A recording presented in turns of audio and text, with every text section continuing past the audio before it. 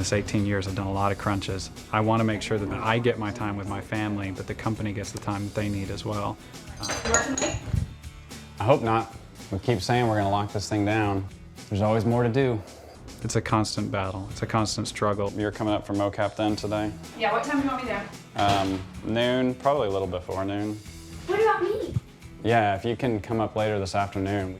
So do you want me to take her up after? Megan, but here's the deal. If you tell too many kids about what you're doing, like they're not gonna believe you. So, or they'll get really jealous. Don't tell the mean girls because they'll just use it against you. They don't even know what motion capture is. That's true. Yeah. They also say he looks 16 and you look like you're in your early 20s. So the motion capture sessions are kind of, there's multiple different ones that we do. We do them for the movement sets for our characters in the game. Oh shit, this is gonna be awesome. So we'll get somebody in the suit. A traitor like you doesn't deserve to wear the uniform. Where? And then two kind of right top of the muscle. Because last time you had to put these on, you were so I gave it to embarrassed. you before. You're going, Here you go. right there and there. Look out. Look down the street. Down the street the other way. Grab the shutters. Close it up. And it's the baddies are coming. I love what I do. I love the products that we're working on, and so I love coming in here and doing this stuff, but I also love my family, and so it's a constant trying to make sure everybody gets the time that I get the time with them and they get the time from me. Trying to test. Yeah. And the other way.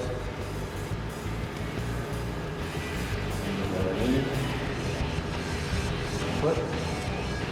And back to two photos. Hold it. My daughter is 9 years old. She loves drama and acting, so she's actually doing, going and seeing her perform, and my wife is an actress as well, so just participate, just trying to get them in my short films, so it's a lot of fun. How's it feel, sweetie? Oh, you see yourself?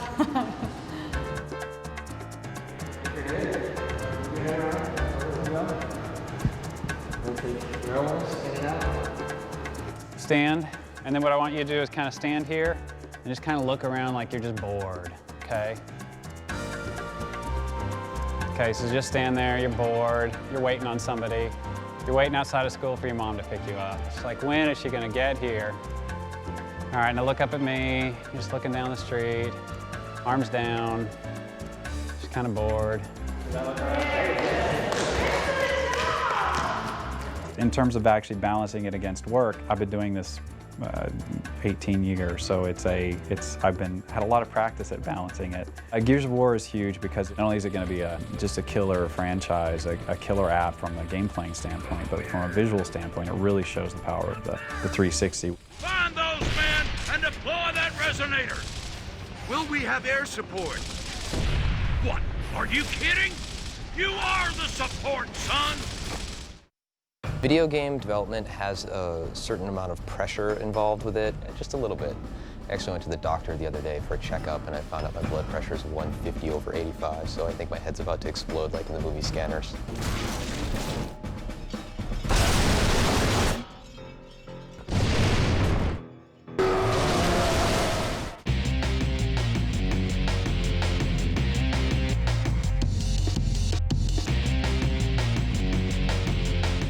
My name's Cliff Blazinski, and I'm the designer of Gears of War. Well, Cliff has always been a very creative guy. Tap B to melee, hold B for the chainsaw, is what it's gonna say. I want the torque bow to be an at the ready, so you can like hold it kind of like this. Yeah. And then when you get in close, have him like a... Cliff is chaos! Most of the time it starts with Cliff. Cliff has always been kind of a crazy, like, oh, wouldn't this be cool? And he comes up with some crazy All of a sudden it's a giant thing and Cliff's in a tizzy. Like, oh, this is gonna be, so he's like, somebody give me a crown, I need a pen. Anybody, give me a pen. You heard about the soap, right? No, but that would be funny. Josh J. modeled like soap, and I want to put it in the corner, like one of the showers. And like if you actually go over and hit use, his Marcus bends over to pick stuff up, right? I've been working with Epic Games for 14 years now, since I was 17 years old. He really knows knows the gameplay and game design aspects, more than anybody else I've met in the industry. This was like those games where you have to suck the stuff after you kill all the guys, or Prince of Persia where you have to always stick the dagger and finish them off. It's just He really knows exactly what makes a fun game, what makes a successful game, and how to put all of that stuff together. Bugging you. What's up, man? Game designer is responsible for keeping the vision for the project. So it's one part dreamer, one part salesman. Okay. A dash of bull. My feelings right now is basically constant nausea. This is the Super Bowl. It's the Super Bowl of careers here. I mean, if this game doesn't do well, people at Microsoft are going to get canned. So no pressure, right? It scares the crap out of me. So I'm responsible for designing what is going to be the hit game of the year for Microsoft, presenting it. I'm also in the process of moving into a condominium, dealing with a relationship, and also raising a puppy. Everything is completely crazy right now. Grandpa, good boy. Taking personal time is very, very difficult. Some people have wives and families and they need to go home and take care of that. I need to take my dog out, take him to the lake. That's my moment of zen, and I'm going to take it. It's a lot of work, but it's also a lot of fun making video games. Throughout the 14 years I've been doing this, my career has been the one thing that I knew was stable, that would always be there. I've had relationships begin, I've had them end, but my career has always been the one thing I come back to. This last month has been a roller coaster ride for me, but you know what? At the end of the day, I would rather have my life be interesting in a roller coaster than boring and flat.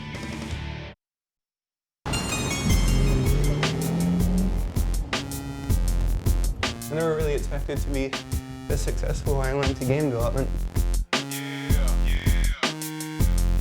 A really big house. I don't know why I have a big house. I don't really need it. I don't use much of the space, but I figured, I have the money, why not?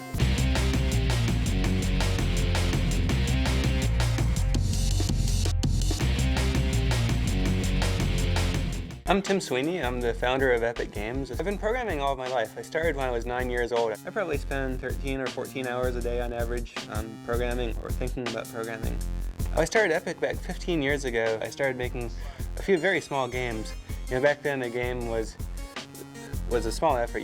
I spent a couple months programming a game, and I drew the artwork myself, and I released the game that way. I just grew the company that way slowly, starting from the very beginning, making the first games myself, working in my parents' basement. He's really good at what he does, and it's not like he just comes here and plays or whatever.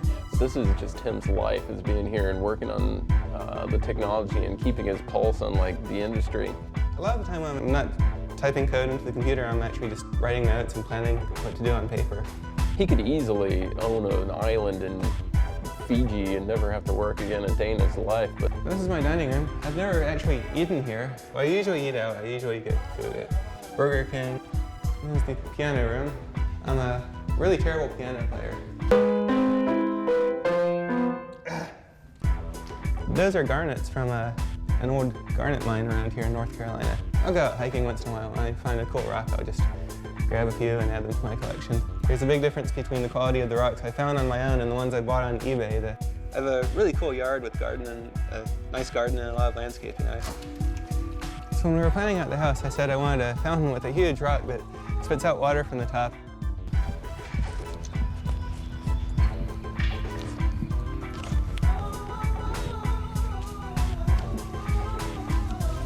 I have a climbing tree. I have to see the game room now. This is really cool. This is the game room. Don't play any games here. Here's my loft. Of course, the best part is this beanbag.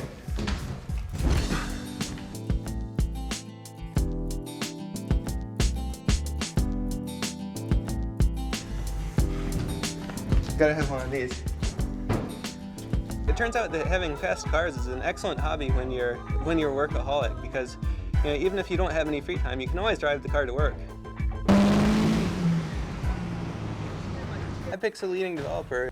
They put incredible efforts into making sure that every game we release is an excellent experience. Gears of War is a big change in pace for us. It's really the first truly next generation game in terms of having extremely vivid graphics, extremely immersive environments, and a continuous world.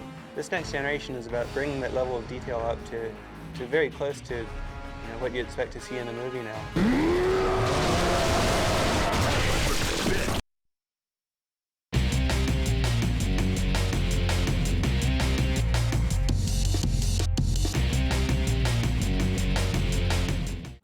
Years ago, I just wanted to see a gun with a chainsaw on it to me, right? Like a futuristic version of a bayonet. And I hadn't really seen it in any games yet. And there's been chainsaws in games before. There's a chainsaw in Resident Evil 4, there's a chainsaw in Doom. But a chainsaw with a gun? Now that sounds like a chocolate and a peanut butter type situation, right? I think when it comes to babies, you've got the chainsaw gun, and that's probably the mother of all babies for Cliff, because he's been touting that chainsaw gun since day one of our kind of redesign on this project. He wanted the gun with the chainsaw on it. And it's cool that Cliff, you know, sticks to his guns, so to speak, because it gets in and it works and it kind of proves his point, and I think it's going to be a big success. Well, the biggest thing right now, the decision we made today that affects gameplay is that we need to get the chainsaw attack in. If we can't throw a grenade, so be it. I'd rather the chainsaw and the use of the chainsaw on the Lancer is going to be a trade, you know, as a game-making moment. It's part of our visual ID. It's what makes Gears Gears. I mean, I think if he finished Death Animations and worked on the Bolo and back and forth with Aaron, I think we can get it done. I think it'll look fucking awesome. You know, we get Matt's blood shit in there, so blood's flying out. I mean, I think it's gonna look, and I agree. I think we've been, you know, touting this gun with a chainsaw on it forever, and it'd be nice to finally have that fucker in. Right. We got great VO for it. Come here, I want to show you cool shit. You want to see the chainsaw again? I always like chainsaw.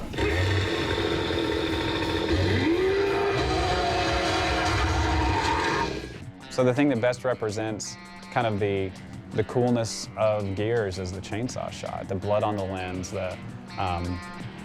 just the violence of that shot. We keep referring to it as intimate violence. So for me, the chainsaw shot's the money shot. So it's configurable for how much blood gets splattered up, how fast they hit. Is that something like what you wanted? Yeah, totally. All right. Did I tell you what I want? If you hit the B button more, he actually holds it in him longer. Like this one splatters over time, so you know the blood continues to come. With the shotgun, I'll probably make one that's just. Cool, thanks, dude. Yep. The way that this game is being built right now is like trying to construct a car that's barreling down the freeway at 90 miles an hour while the freeway is still being paved, headed for a brick wall on fire. And if it comes together on time and everything's great, I will just be blown away, because right now it's really scary. Today's our executive review. That's where we get all the execs from the companies. That's me, Tim Sweeney, our CEO, and Mark Rain, VP. And then the lead designer of our other game, Steve Polge, will come in as sort of an outside voice to take a look at Gears. We're at a very, very sensitive point right now where we're trying to stitch the game together and make it playable start to finish, and just to iterate on the process of creativity and figure out if something's fun. And everything continues to break on a regular basis. So who broke it? Whose do I have to kick? When in doubt, break out the chainsaw. Ow! Ow! That's my. That's it, guys. You gotta be able to use a shotgun when you're in close. Because as soon as they start getting you with the chainsaw, you're toast. You got him point blank with the shotgun? No, I didn't get a shot. No, but I didn't get the shot off in time, but I should be able to. No, you know? sucky, dude. It just doesn't change weapons fast enough. So just a little reminder that what we're looking for here is for Mark and I to have a good enough time that we think it's worth showing this. So you can approach that however you want. One way would be to let the Wookiee win. There you go. Let the Wookiee win. Now we're talking. Mike Capps, my favorite boss. Mike Capps is great. He's kind of like the the judge sometimes. You know, he comes in and lays down the law. Oh, the chainsaw! Oh, shotgun! You're trying to chainsaw. The chainsaw is almost perfect, and I jump up and down with Lee every time I use it. It's actually a little too powerful right now. It's going to be a balancing design challenge for us. And the Locust actually come after you with it and chainsaw you, and I actually had like Dom and I chainsawing a Locust at the same time yesterday, and chainsawing people in multiplayer, and it's just disgustingly fun goodness. Did you see the chainsaw? Did you see it? Did you see it? Wow, this is a cold beer. Hey, cheers. Cheers. Here's to good writing and chainsaws. That's right. Mocap is motion capture. It's taking a person and basically using reflective material placed on them at strategic points. We capture that from 36 different cameras. The computers do the math on where each of those individual reflective markers are in 3D space, and then we put that onto one of our characters in the game.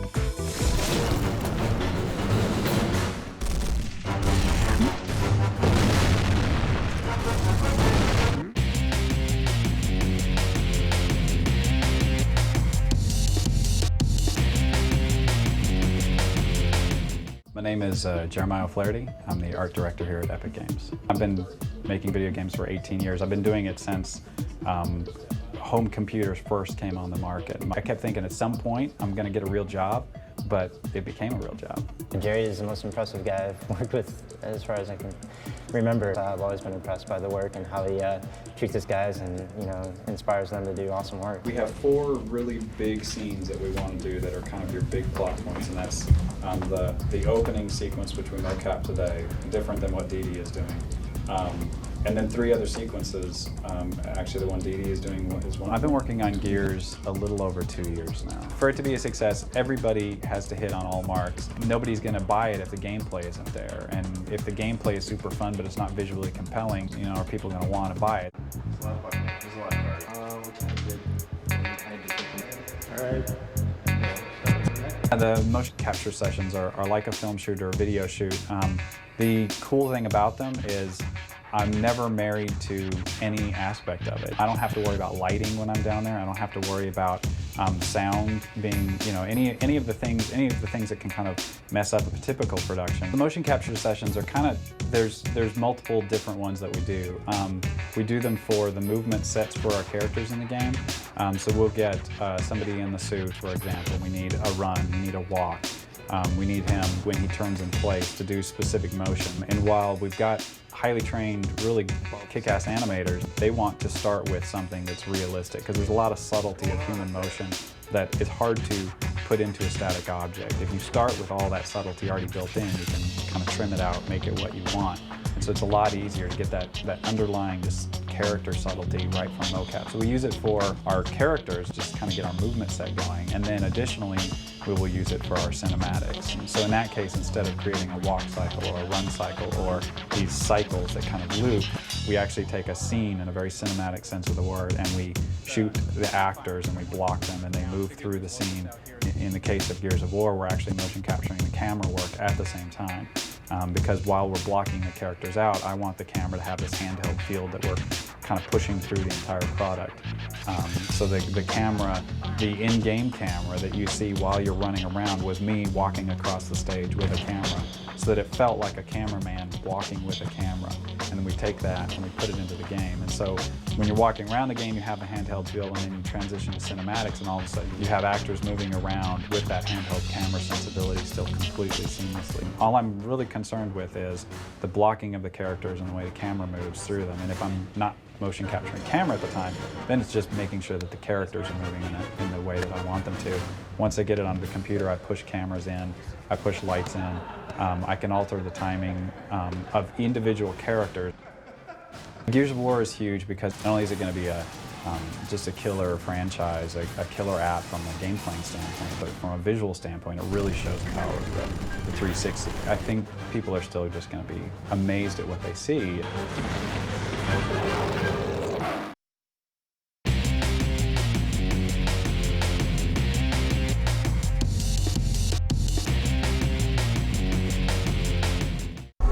What's up, bitches?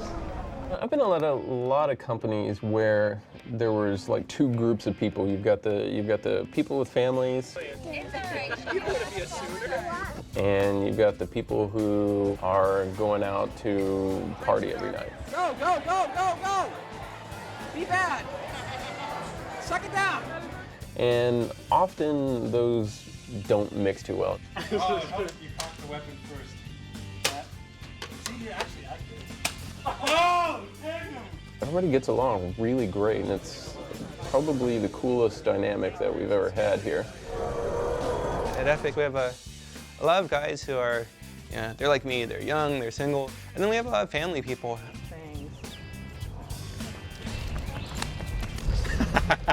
Epic is good. That's our crunch long pennies. That'd be great. Yeah. We'll definitely be at the Easter egg hunt. I absolutely adore watching my little girl on Easter. Okay, everybody ready? Okay, let's go hunt some eggs. Like a gold watch or something. Oh, okay. Hey, you open later. It's fine. Just put it in the basket and go get some more. And there's so many families in Epic and so many kids here that it's great to have an opportunity to bring everybody together. No, I don't have any like immediate family here. So the younger guys tend to go out and party more often, and then the older guys with kids at home and whatnot try to work the normal hours. And you kind of get into a little, kind of your comfort level of life at Microsoft, and then you come to Epic and it's a giant frat party. So this is the Epic Fitness facility.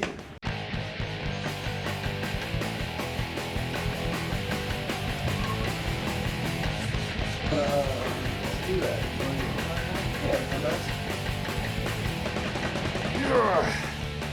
Cool. That's enough for me. For now. Shit, Grayson. Let's see if I can pick it up. Oh, that's it, dude, right there. All right, I'm doing one. We do everything we can to make crunch a little easier on the guys. We do things, we try to arrange lawn mowing services, we're bringing in a masseuse, we bring lunches in, we go out, we go drinking a fair amount. We're in redneck country, so we go shooting quite a bit. Thing's pretty cool, man. Yeah, it is.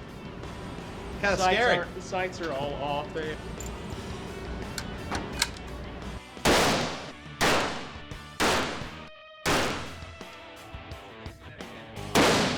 We play sports. We have a soccer team, both indoor and outdoor soccer teams. We play basketball.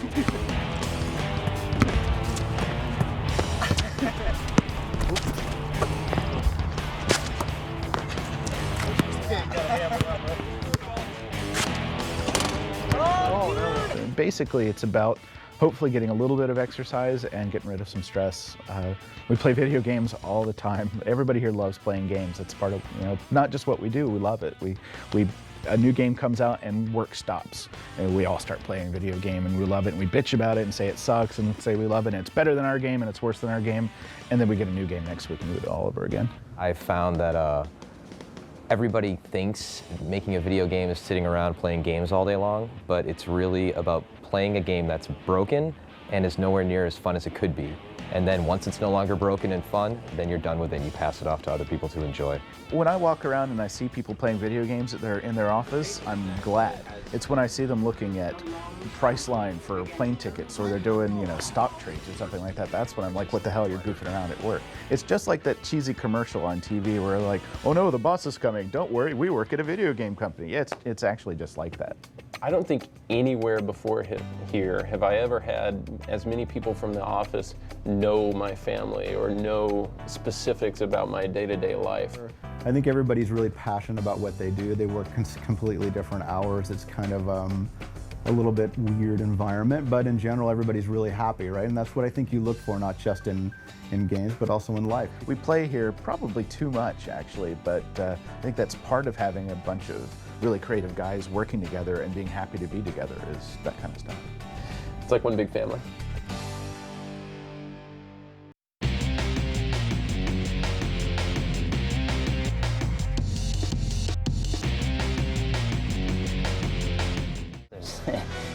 Always more work to be done than can actually be done. It probably will definitely get fairly stressful as people get less and less sleep.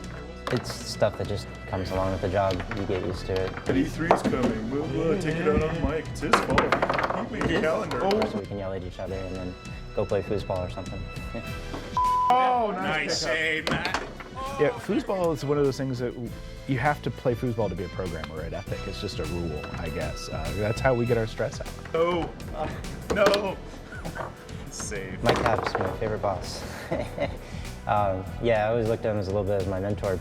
Mike Cap's is great. He comes down and lays down the law. I don't have anything to say to Ray. I've got more to say to Ray's mom. I'm bad about taunting, how's your mom doing, that kind of stuff during a match, because he's really good at foosball. Now the mom jokes are going to come.